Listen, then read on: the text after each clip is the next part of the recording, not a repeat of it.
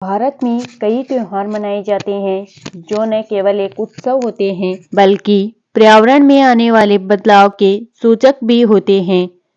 हिंदी पंचांग की तिथियां अपने साथ मौसमी बदलाव का संकेत भी देती है, जो कि पूर्णतः प्राकृतिक होती है।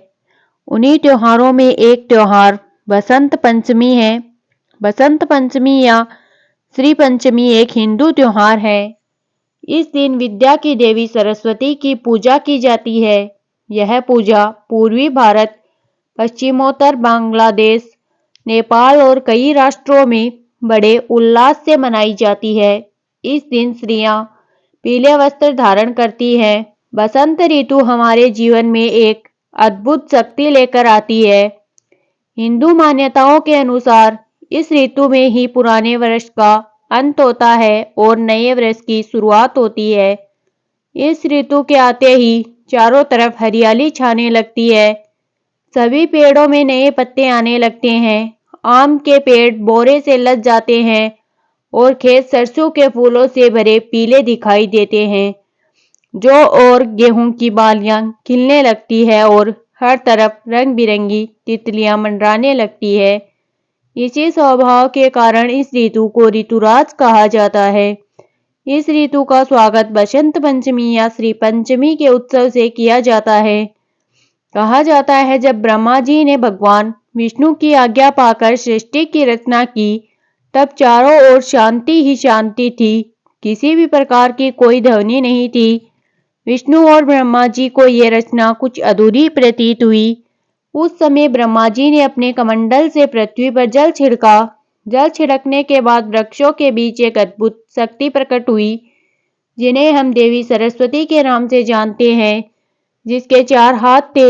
एक हाथ में वीणा तथा दूसरा हाथ वर मुद्रा में था। अन्य दोनों हाथों में पुस्तक एवं माला थी। ब्रह्मा जी के अनुरोध पर जैसे ही देवी सरस्वती ने वीणा बजाई, सारे संसार को वाणी की प्राप्ति हो गई। इसी कारण ब्रह्मा जी ने देवी सरस्वती को देवी की वाणी कहा है। ये सब बसंत पंचमी के दिन ही हुआ था। बसंत को ऋतुओं का राजा था सर्वश्रेष्ठ ऋतु माना गया है। इस समय पंच तत्व अपना प्रकोप छोड़कर सुहावने रूप में प्रकट होते हैं। पंच तत्व जल, वायु, धरती, आकाश और अग्नि सभी अपना मोहक रूप दिखाते हैं। आकाश स्वच्छ है, वायु सुहावनी, अग्नि रुचिकर है तो जल पीयूष के समान सुखदाता और धरती तो कहना ही क्या, वह तो मानो साकार सौंदर्य का दर्शन कराने वाली प्रतीत होती है। ठंड से ठिठुर विहंग अब उड़ने का बहाना ढूंढते हैं तो किसान लहलहाती जो की बालियां और सरसों के फूल को देखकर नहीं अगाते। शुभ मुहूर्त। बसंत पंचमी को सभी शुभ कार्यों के लिए अत्यंत शुभ मुहूर्त माना गया है। मुख्य विद्यारंभ, नवीन विद्या प्राप्ति एवं गृह प्रवेश के लिए बसंत पंचमी को पुराणों में भी अत्यंत श्रेयस्कर माना गया है। बसंत पंचमी को अत्यंत शुभ मुहूर्त मानने के पीछे अनेक कारण हैं। यह पर्व माघ मास में ही पड़ता है। माघ मास का धार्मिक एवं आध्यात्मिक दृष्टि से विशेष महत्व है। इस माह में पवित्र तीर्थों में स्नान करने का विशेष महत्व बताया गया है। दूसरे, इस समय सूर्यदेव भी उत्तरायण है।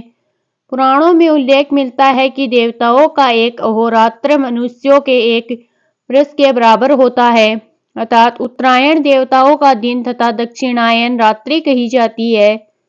सूर्य की क्रांति 22 दिसंबर को अधिकतम हो जाती है और यही से सूर्य उत्तरायण शनि हो जाते हैं। 14 जनवरी को सूर्य मकर राशि में प्रवेश करते हैं और अगले 6 माह तक उत्तरायण रहते हैं। सूर्य का मकर से मिथुन राशियों के बीच भ्रमण उत्तरायण कहलाता है। देवताओं का दिन माघ के महीने में मकर संक्रांति से प्रारंभ होकर आषाढ़ मास तक चलता है।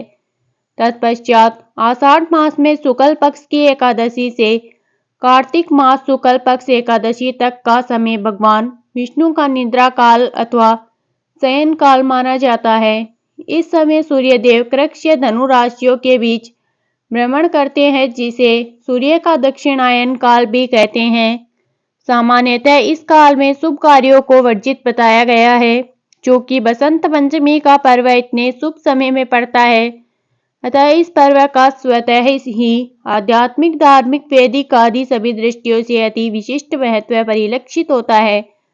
ऐतिहासिक तथ्य: पृथ्वीराज चौहान और मोहम्मद गौरी के युद्ध के बारे में शायद कोई ना जानता हो, लेकिन क्या आपको पता है कि पृथ्वीराज चौहान ने 16 बार मोहम्मद गौरी को युद्ध में हराया था और उस पर दया कर उसे जीवनदान दे दिया था। इसके बाद भी मोहम्मद गौरी ने अपनी नीचता का त्याग न करते हुए 17वीं बार फिर हमला किया और पृथ्वीराज चौहान व उनके साथी कवि चंद्रबरदाई को कैद कर अपने साथ अफगानिस्तान ले गया। वहां उसने पृथ्वीराज चौहान की आंखें फोड़ दी।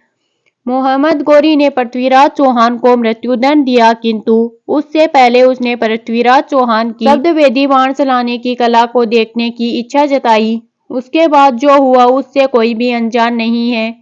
पृथ्वीराज चौहान ने मौके का फायदा उठाया और साथी कवि चंद्रबरदाई के कविता के माध्यम से पृथ्वीराज चौहान को एक संकेत दिया। 4 बार 24 गज अंगुल अष्ट प्रमाण ता ऊपर सुल्तान अहमद चूको चौहान। इस संकेत को पाकर पृथ्वीराज चौहान ने जरा भी देर न की और बाण सीधा मोहम्मद गौरी के सीने में उतार दिया और फिर दोनों पृथ्वीराज चौहान व उनके साथी चंद्रबरदाई ने एक दूसरे के पेट में छुरा घोंप कर अपना बलिदान दे दिया।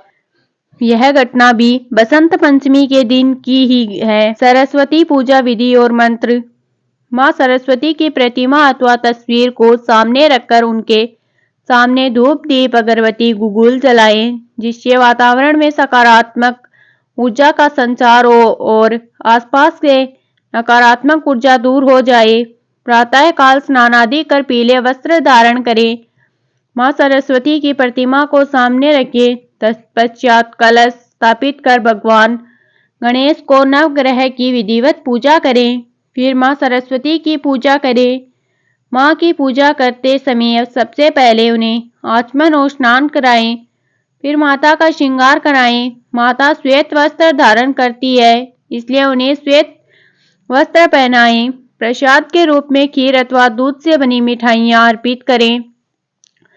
श्वेत फूल माता को अर्पण करें। कुछ क्षेत्रों में देवी की पूजा कर प्रतिमा को विसर्जित भी किया जाता है। विद्यार्थी माँ सरस्वती की पूजा कर गरीब बच्चों में कलम और पुस्तकों का दान करें। संगीत से जुड़े व्यक्ति अपने साथ पर तिलक लगाकर माँ की आराधना करें। वह माँ को बांसुरी भेंट करें।